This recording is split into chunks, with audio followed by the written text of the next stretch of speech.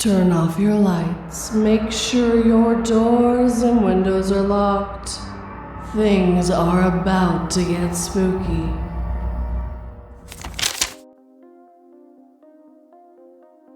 He Tried to Follow Me Home by Anonymoose. This happened about a decade ago when I was 19. At the time, I rented an apartment in a west side neighborhood of Chicago with my sister, who was a year older than me. We both worked hospitality jobs in the city, and we both had pretty robust social lives, so it was fairly typical for one or both of us to get home at weird hours or be out all night. I take the pink line to and from work. At this point in my life, I was pretty used to being catcalled walking down the street. I'd been flashed on public transit a few times. Men would bump into me from behind on packed trains. Basically, the usual amount of sexual harassment for a young woman living in the city. Not much fazed me.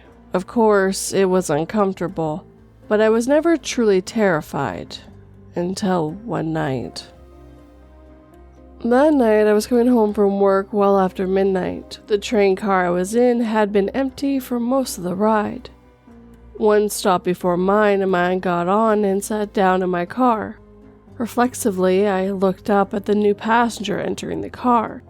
We made eye contact. Immediately, I felt the hairs stand up on the back of my neck. I knew I had made a mistake. That this might be interpreted as some sort of invitation.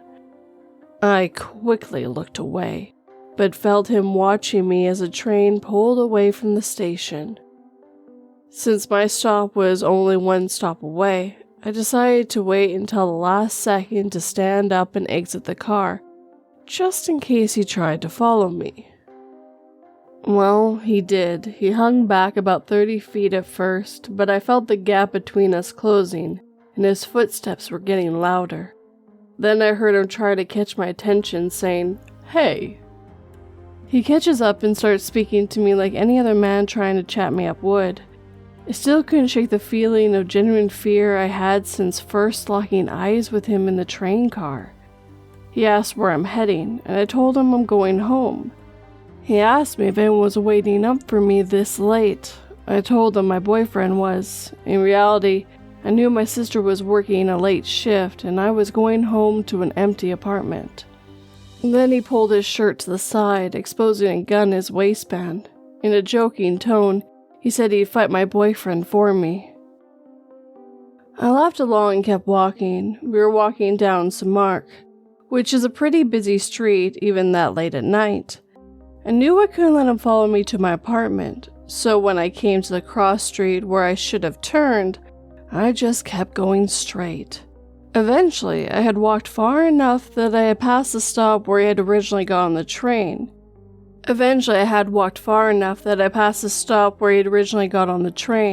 He walked along with me for a while and dropped back and followed me for a while and eventually stopped. I thought I'd be relieved once I had shaken him, but as soon as I couldn't see him anymore, my fear only heightened.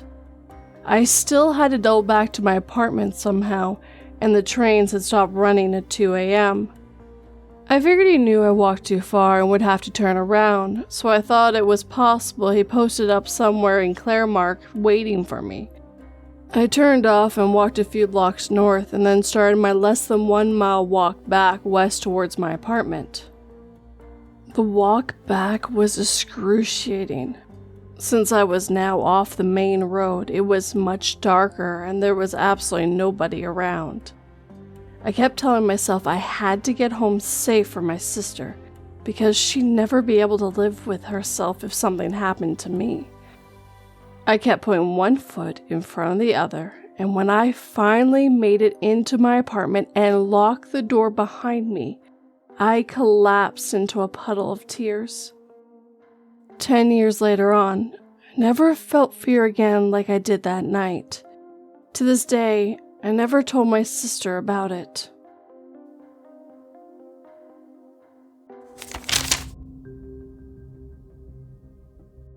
I installed a new nightlight in the hallway because my son is afraid of the dark.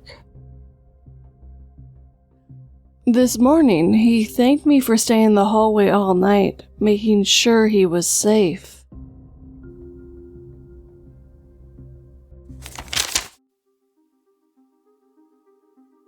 Harassed, chased down by a car while walking with my mom. By It's Just Daily. Narrated by As the Raven Dreams. Okay, so for context for this story, I live in a pretty rural area.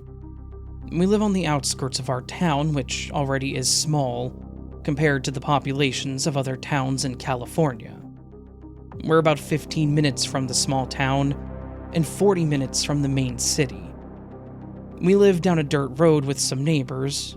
Our house has no other fences attached to ours, and on two sides of the house is only fields and dirt roads. One side having a single house in the field. The other two sides have a couple of neighbors down other roads, and nobody really interacts out here, except my dad talking to two of them sometimes. I was probably 12 when this happened. I had low self-esteem and I wanted to start exercising more. I had been enrolled in a charter school due to bullying. Yes, that played into my self-esteem, but let's get on with the story. So I didn't really have many ways of exercise, besides a treadmill that we owned. I wanted to start getting fresh air too, so my mom suggested that since we lived out here, that it would be peaceful to take walks down the back dirt road. I agreed, even though I was stubborn about it half the time, but we began walking and usually would go in the mid to late afternoon, when it would start cooling down outside, but was still light. In case it got dark, we took our flashlights too. Being out here, it was notorious for stray dogs to sometimes make their way out here, and we would carry pepper spray and a mini bat just in case one got vicious. However, a dog will play into this story. One day, me and my mom decided to go on a walk in the later afternoon. So me and my mom took off and started walking down the road. When you walk about a quarter of a mile down the road, you start to come towards a little cross section. There's a road going left to a highway, a road going right to the neighbor's house, or the road goes straight down to a utility road. Me and my mom discussed walking down the utility road to get a good walk in, since it went on for a while. When we started getting to the crossroad, this dog came out of literally nowhere. We were looking at it, and it was in the center of the road looking at us. Me and my mom looked at it, and my mom said that she got this feeling in her stomach that we needed to turn around and walk home. So she grabbed my arm and started leading me back home, and then let go so that we could walk. We were in the midst of walking when she looks ahead and stops to stare at something. I ask what she's looking at and she points. A white car pulled up to our fence and quickly backed up and shot down the road on the side of our house. Mind you, nobody ever goes down this road, except one old man that we know. Anyone else who does usually is scoping out my dad's tools to steal. My mom said that she felt a bit uneasy because of it, and pulled me to the edge of the dirt road, almost into the field. The car had driven to the highway and left, or so we thought. We continued walking back to our house, when this car comes back and drives down the road that we were walking alongside. I caught a glimpse, and it was this smaller white car with black tinted windows that you couldn't see through. My mom instantly got a feeling of impending doom and pulled me into the field. Not too far, but far enough. We kept walking through the field towards our house, getting closer now when this car comes back down the road.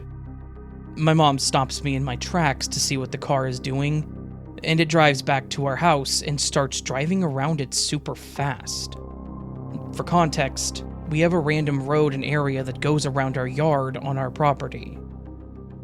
My mom waits until the car drives back down the side road, and she tells me that we need to start running. So that's what we did. We started running through the field, getting to one of the little sections near my yard. The car comes back and drives down the road trying to cut us off. Me and my mom are panicking at this point, and have no idea who this is and why they're acting like this. The car circles around again, and my mom drags me to further to the right, I think, of where we were and told me we were going to run into the ditch.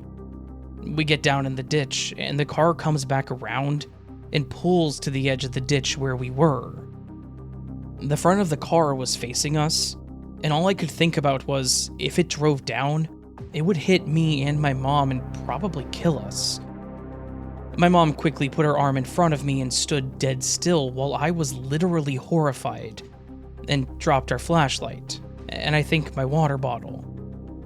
The car was getting ready to drive down where we were, and then suddenly they backed up and drove around the yard, going back down the side road to the highway. Me and my mom felt like our souls had left, and she tells me to run, don't look back, and to go to the front gate. I run up the ditch, feeling my heart pounding. I run around the yard and towards the front gate, flinging it open, and I started running towards the front door. I didn't hear my mom behind me. I was running to the door to open it right when I looked over and saw the car coming back down the side road. I ran into the house, trying to catch my breath. I saw the car drive down the road and I didn't see my mom, so I was panicking. I ran towards the sliding glass door, and suddenly my mom comes running towards it and flings it open, running in and locking it. She tells me to go lock the front door while I try to catch my breath, and tell her that I was scared because I had no idea where she was. She went to chug some water from the fridge and told me that, when I was running, she was trying to shut the front gate when she noticed the car coming back down the road. She said that she knew she wouldn't have time to follow me to the door, so she ran behind my sister's car to stay out of the view of the car. And when it drove back down the road, she took the opportunity to run to the back door since it was closer to my sister's car. It's crazy to think that if we hadn't seen that dog standing there in the road and decided to turn back, that we may have been run down. Fortunately, we haven't seen the car again, and think it may have just been some crazy person or druggie who just so happened to come down our road that day.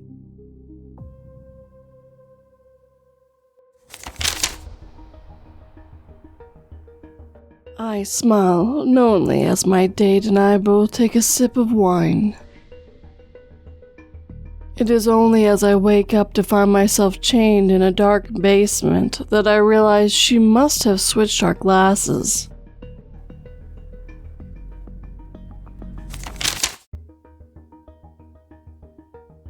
My dog is mine and my best friend's possible hero, by Purple-Doople. I've always wanted my own dog. I put a lot of research into it and I decided I wanted a Bernese mountain dog, which my mom graciously paid for part of as a graduation present. One thing to know about this breed, and my dog in specific, Sirius, is they're very friendly and don't know a stranger. Before getting him, I saw videos of the same breed just napping while repair people came into the backyard. This was not an issue for me. We have a very protective St. Bernard at home, and I don't think we need a second guard dog, and I wanted to be able to take my dog out. It was better for him to be friendly. Around October, when a chill was starting to form in the air, a friend and I decided to get some pumpkin-flavored coffee for us and a pup cup for Sirius, and go to the local park to get him some exercise now that it wasn't too hot for him to be outside and smoke some. This is not one of the nicer parks. It used to have a dog park attached, but due to continuous flood damage, it was closed down. And now the area where it used to be is mostly secluded, and there's plenty of people who use that for their advantage and do drugs there, like we had planned on doing. There's also a lot of families on the weekends, but this was in the middle of the week during school and work hours, so the park was pretty much empty when we got there. As we walked, we passed a man who was trained for something I'm not sure I'd like to know about. He was carrying a full army pack and was drenched in sweat, and when I later told my stepdad about this, he said he had seen the same guy running along the main road where there was no sidewalks. Sirius completely ignored him. We also met a couple who had a Rottweiler puppy a few months younger than my dog, and we stopped to let them play for a moment and talk to the couple. Sirius had absolutely no issue with the pair and was very happy to receive pets from them. Eventually we got to the location we were planning to smoke at, directly underneath the train tracks, which is the most secluded location in the park, as there's only one path to get to it, unlike the rest of the park that loops around. This area used to be a road, but it was purchased by the city for the park, so it's empty besides a house or two just past the barriers. We were there for around 30 minutes before an older man walked by, giving us a "how's it going," the way people do when they pass them on the walk, and turned around and walked back the other way. A little while later, he passed back again and noticed us still sitting there, stops and says, "Are you girls alright? Are you waiting for a ride?" This creeped me out slightly, but I tend to be overly cautious, so I say, "No, we're okay." Which was true. I had driven there and I was still nowhere sober enough to drive, and we were just enjoying the nice weather before it got too cold. He responded by telling us to have a nice day and turned around.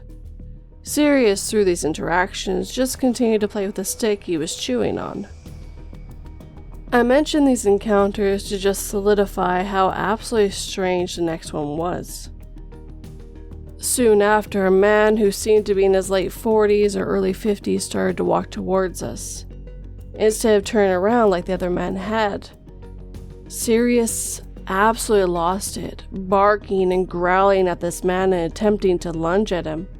Despite the fact that he was only around 7 months at the time, Sirius is a big dog, probably around 70 pounds at this point, and the man was very freaked out and continued past us, walking faster and keeping his distance. However, like I said earlier, there's nothing behind us besides an empty road and thick, heavy woods. My friend and I continued to sit there until I was sure enough that he was gone. "That was weird, right?" I asked my friend about 30 minutes after. She agreed with me. "Where did he even go anyway?" That was something I hadn't considered at the time, but looking around, I couldn't think of anywhere he could have been. Because we're high and stupid, we come up with the brilliant idea to wait and see if he passed us again. And if he doesn't, we'd walk towards the road behind us to see if there were houses he could have gone to. However, him living in one seemed unlikely. He was dressed for hiking with one of those backpacks specifically made for it, and he lived so close I didn't think he'd dress up for a hike. He doesn't pass us again, so we walk up the small hill and past the barricade. There's around 3 houses just past it, all pretty run down. The second we get to the first one, a man comes out on his porch with a gun and just stares at us. So, safe to say the people who live there aren't a fan of people from the park on their property. I think the only solution is he went into the woods. I never seen my dog act like that before, and I haven't seen him act like that since. Every other time he acts like everyone he meets he's known for a life. I've always thought the dogs have better instincts than us, and this has just proven it for me. We're both pretty small girls, around 100 pounds and under 5'5", and it's scary to think what could have happened had my dog not been with us, and we had no way of defending ourselves in such a secluded area.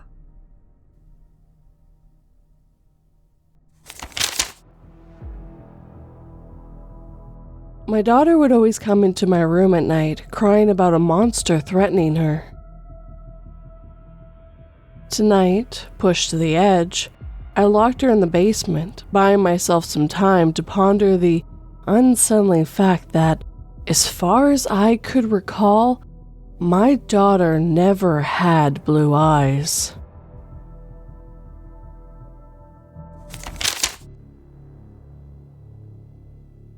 Joey Crack by Simulation Error. Narrated by As the Raven Dreams. This happened while in my early 20s. My best friend was always getting into risky stuff. While she did various drugs, I was always more of a pothead. When they said pot was a gateway drug, I believe it's true to a certain extent, with those who have addictive personalities. She definitely developed an addiction issue later on. My friend, her name was KK, was always down to meet people. She used to friend random people on Facebook or Instagram. She would ask me to hang out, so that way when she met people, I was the buffer just in case they didn't like each other. One day she came over to my house unannounced and was like, "Hey, let's go to my uncle's house," because her aunt was there, and her aunt had some goods. Her aunt happened to be down the road. Her aunt and uncle were known as dealers in the area. So, we went. When we got there, she was like, "Hey, I met this guy online. He goes by Joey Crack." Then she shows her aunt his pictures. He's a wide-set man with a red goofy face, cornrow braids, face tattoos, and a gold grill. I laughed and said, "Wow, Kay, you really know how to pick 'em." She had already invited him over, so upon his arrival, he then comes out of nowhere, just walks right up and gives Kay a big hug, and everyone else a kiss on the cheek. In this part of town, there was nothing around, just houses, a school, and woods. The closest store was about 20 minutes, so it struck me as odd that he walked there. So it was me, Kay, her aunt, and her aunt's friend. We sit and get 3 joints in rotation. By this time, both aunts are high as a kite on coke. They take a few puffs and then go inside the house, leaving me, Kay, and Joey Crack outside. Joey then starts asking us questions, like how we know each other, what we do for a living, etc. It was getting late, so I was telling her that I was going to go home. She was like, "No, don't go yet." I told her that I was tired and that Joey is weird and that he kept low-key hitting on me. She then tells me that he asked to sleep with her and that he wanted to ask her to ask if I was down. I laughed it off and said, "You're crazy." And after a while of silence, I deflected and then heard some noise in the darkness. "You heard that?" After a bit of small talk between him and Kay, he then learned that neither of us was interested, that it was just a hangout. This then turned the mood, and you could feel it. It was suddenly eerily quiet. He got reserved and shifty-eyed. I sat down for a while just to please Kay. At one point I turned to Joey, knowing he walked here and that it was dark by now. "What are you about to do? 'Cause I'm about to go home, and Kay's coming with me." He was like, "I just texted my boy, he's about to come get me." When he was texting, Kay was right behind him watching him text. Her eyes grew wide and she looked at me. That was silent girl code for girl WTF. Kay broke the silence and was like, "Hey, come help me get this thing from inside to bring it out."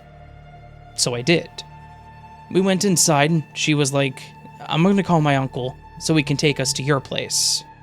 And I was like, "Why?" My house was like a 10-minute walk. She said 'cause when she was looking at Joey text, he sent to whoever was coming to pick him up the information of all of us here. He noted that her aunts were high on coke, as well as us, along with our age. He was telling his boy to come over to basically rob and sexually attack us. And then he called dibs on the blonde one. I was the blonde one. Every hair stood up on my body, with the thought of some gross goon trying to have his way with me. I was mad because she got me into this crap. We came back out and continued our conversation with him so that he wouldn't get suspicious of us. She mentioned out loud that her uncle was on his way home. As he pulled in, a sigh of relief came out of me. They spoke briefly, and Joey then departs into the darkness before his ride even shows up. Kay and I get a ride from her uncle to my house. On the ride, we noted how weird Joey was. Later that night, as I was going to bed, I checked my Facebook, and I had a friend request from Joey, and a message. "You're so pretty. I would love some alone time with you, without your friend." The message ended with his number. I never blocked someone so fast. After this, Kay did not learn her lesson. But that's another story for another time. A week later, Joey was in the news as he was wanted for SA, robbery, and drug possession. A bullet well missed on my part. So Joey Crack, let's never meet again.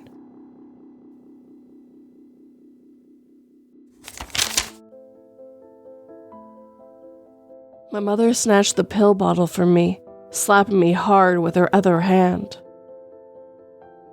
"You don't leave me alone with him," she hissed, angry tears spilling out of her bruised and swollen eyes.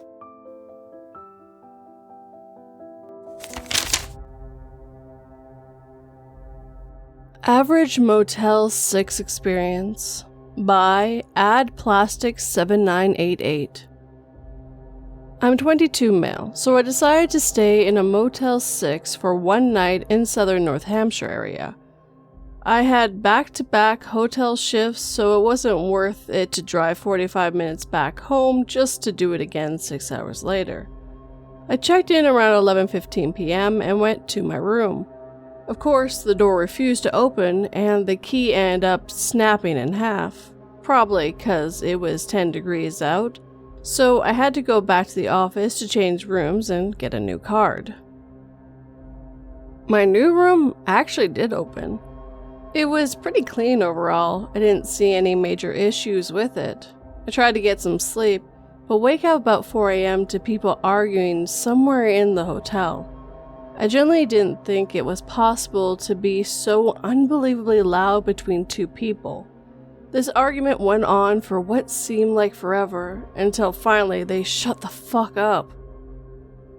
However, about 15 minutes later, I hear someone trying to force their way into my room.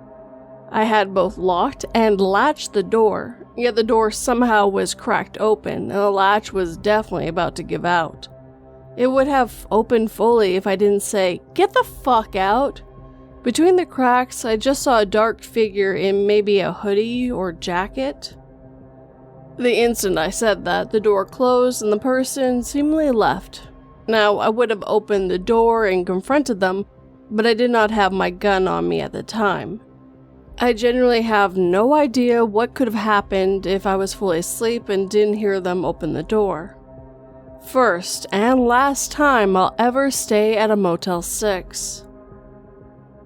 For the love of God, no matter how much money you save by staying at a Motel 6, please, please, please just stay at a regular hotel.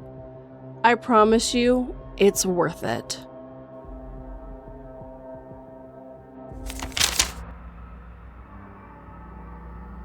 I woke up tied to a rail track, but found relief when I realized a lever would divert the train. Unfortunately, the other track had 5 people tied there, and I was alone.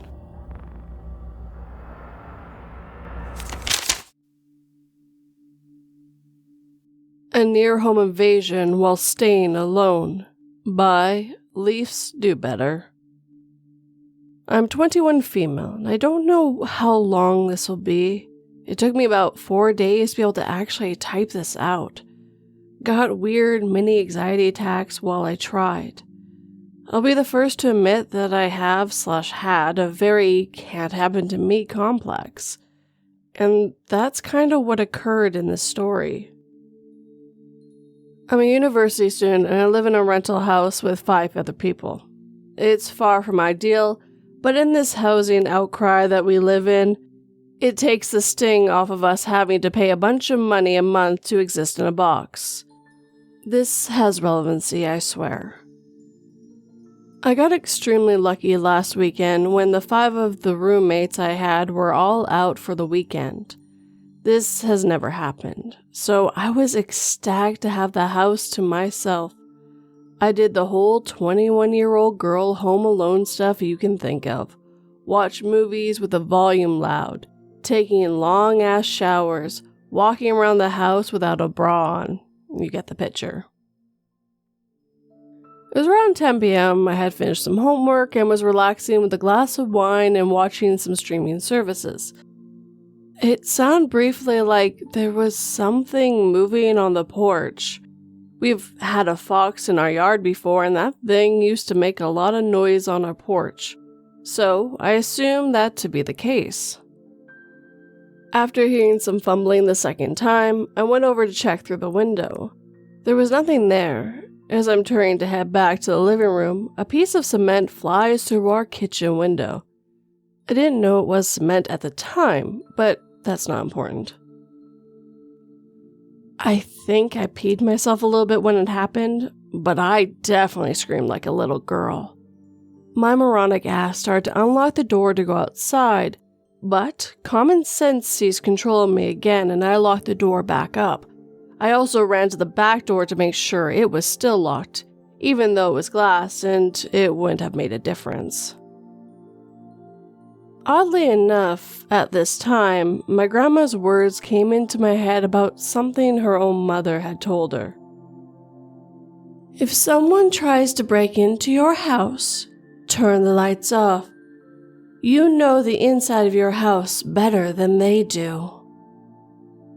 I shut the lights off in the living room and managed to turn the TV off, which was hard because my hands were shaking. My dad used to give me and my siblings advice on protection measures, which were not resonating at this time. I secured myself in my upstairs bedroom, roast me if you want, and had turned all the lights out in the house as I passed them. While walking up the stairs, I could hear the doorknob shaking furiously from the front door. Don't know if there was more than one person or if they realized they couldn't jump the fence to get into the backyard. While calling for emergency services on the speaker, I secured my hunting knife to the end of my hockey stick with hot pink duct tape. I know that's probably one of the most Canadian things I could say. If I was going to have to use it, at least I would look fabulous. I stayed in the dark holding my makeshift spear for what was probably about 15 minutes. I'm really glad I wasn't being murdered in that amount of time. The operator told me the police were coming, which they eventually did. Took a very unsettling amount of time.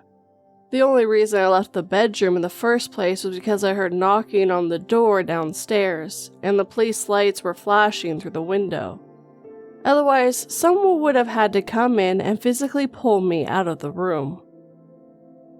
A statement was given, but that's all they did. Literally, all they did. Literally all they did. Nothing else. Just literally that. A very nice female officer stayed with me in the house and helped me clean up the glass until my brother showed up to bring me to his place for the rest of the weekend. So, shout out to the officer cutie with the tattoos. I made an appointment with the doctor to get on anxiety medicine as well as medicine for nightmares. I know I wasn't in physical danger at that point, but I've had some very charming dreams about similar scenarios. And I was just finding it easier to stay awake. Maybe that's juvenile of me, but I am human. Meds are working fine, and I'm back in my house with wall-to-wall people again. And honestly, I don't hate that so much anymore. Please have a fun, safe weekend.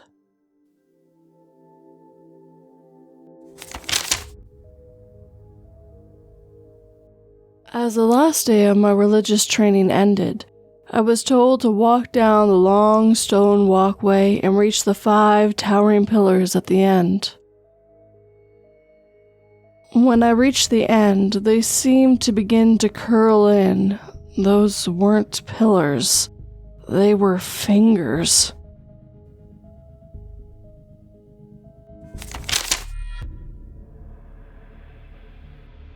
I rejected him, so he stalked me. By Anonymoose. So, this story started when I was 17 now. So I used to play in a park with my friends. I had a crush on a boy who was also 14 as well. He used to play with us, and he too had a crush on me. And he had a friend who was older than him, 16 to 17 maybe. So we all used to play together. I always saw my crush's friend as a brother, but his feelings for me were not appropriate. He liked me.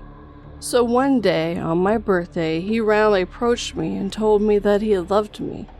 I replied that I did not have the same feelings for him and liked someone else.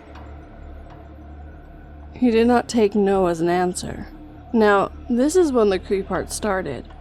I recently joined Instagram and somehow he found my Insta ID and began messaging me about how he loved me.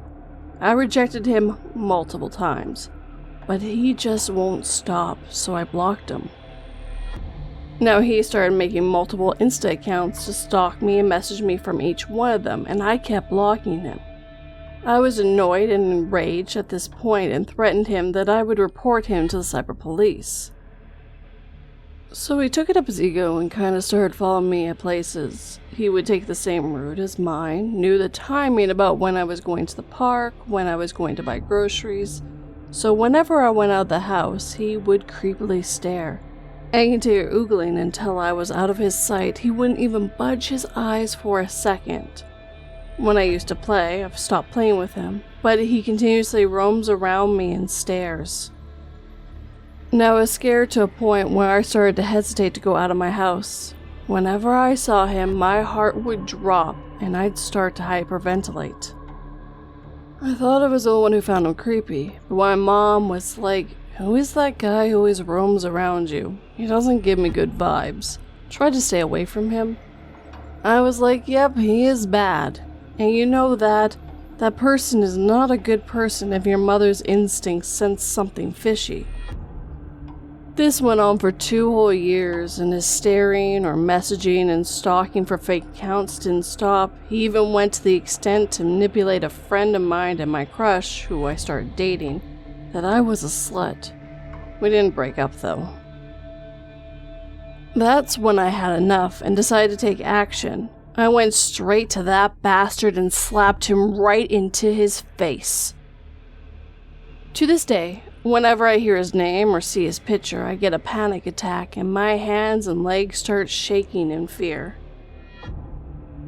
In fact, he was attracted to one of my friends and asked to see her breasts. She was too scared to do anything to him or even tell an adult.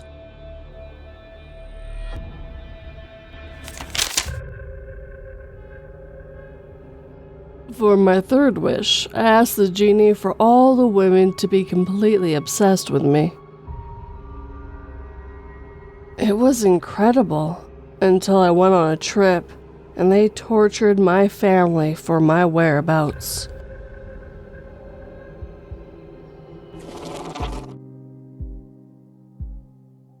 And with that, our time together is coming to an end. I'd like to thank As the Raven Dreams for lending me his voice to bring these stories to life. If you'd like to hear more of him, check the show notes / description box for all his links.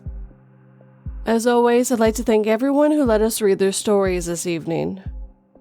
I hope you all stay safe and away from any more creeps that mean to do you harm. I also wanted to make a comment about the woman who tied a knife to the hockey stick. That's actually very smart. It is better to be further away from someone and be able to attack them than too close, especially if you're not too proficient with a weapon.